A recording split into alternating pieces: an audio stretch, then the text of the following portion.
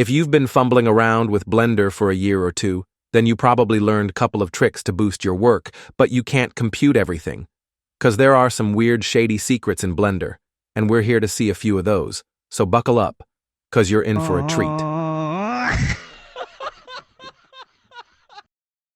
File size in Blender or any other software depends on how much info this file has, 'cause even a monkey and a pot with a number of subdivisions can result in somehow big load when you save it.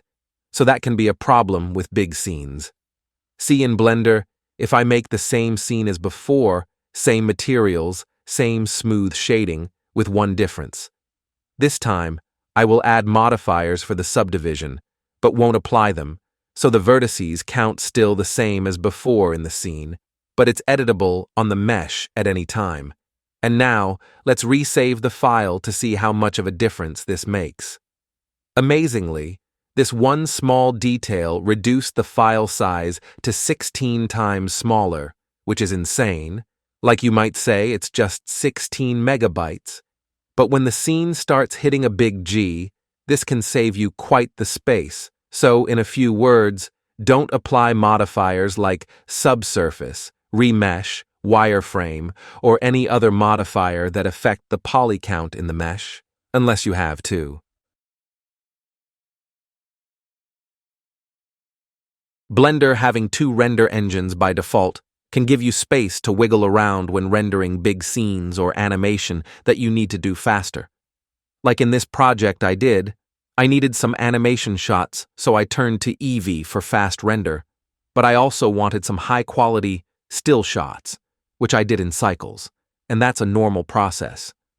What's not normal is, though the material works fine with both cycles and Eevee, there are still some changes that need to be made to get the best output. Like, with the glass material, the one showing now is great in Eevee, but if I switch to cycles, there are better options to go with. And that leads us to this one thing that not many know, which is the material output can be specified to a render engine. Because by default, it's set to all, so it runs on all engines. But if I have two nodes for both cycles and Eevee, I can make two materials output, and set one on each engine, then connect the nodes to it. This way, once you switch the engine, it will automatically change the shader to the one you need, the other shader will be off. So that's super cool in cases like these, and I thought this is something you should know by now.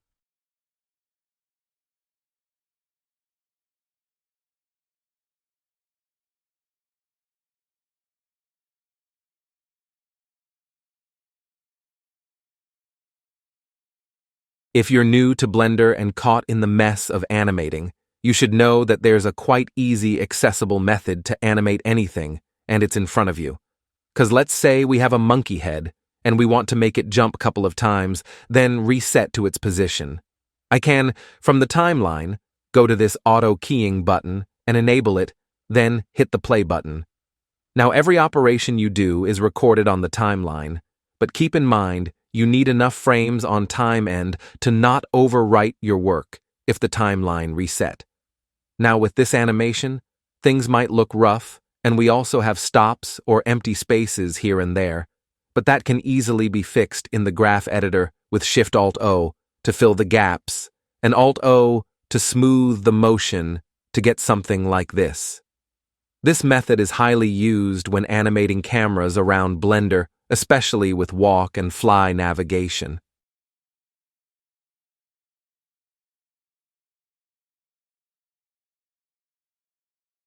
Working in Blender can sometimes be slow when doing big projects or bad models, and playing animation can result in low frame rate display, which means something nasty being processed.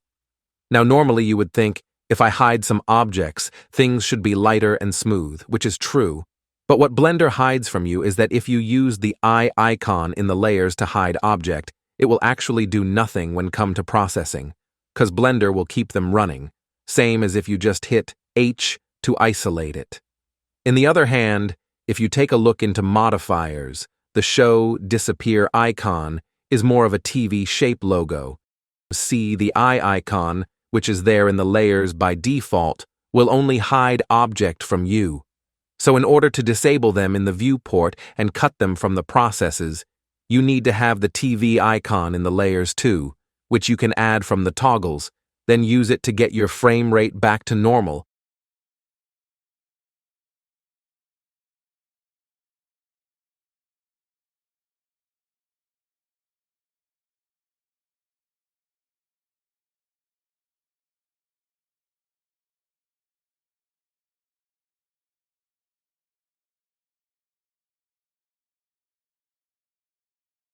This next one is more of a hidden tip, because you probably know that Shift and Alt are quite used in Blender.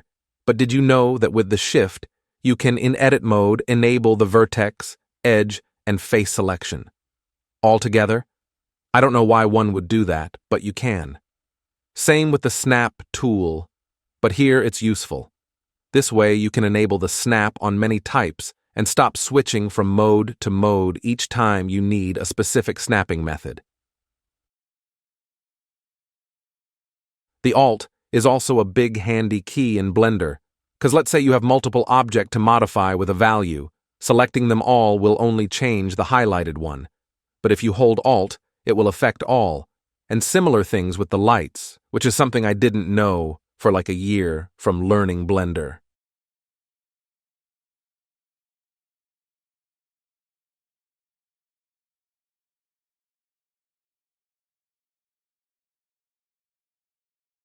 Previewing something in cycles might be heavy with animation, and sometimes people with low-end machines tend to switch to Eevee just to see the process running smoothly. But did you know, if you're on cycles and the animation is noisy, you can switch to Material Preview. This can be dull by default. But if you switch the scene lights and world, which is those two options, you will get the same Eevee rendering here, so no need to switch back and forth between engines. And you can see there's no difference between the two. Now before we wrap this video, one thing I use a lot and didn't know for quite long time here in Blender, something not related to 3D work, is the ability to take screenshots in Blender. There's 2 screen captures for the entire screen or for specific workspaces, which I use often.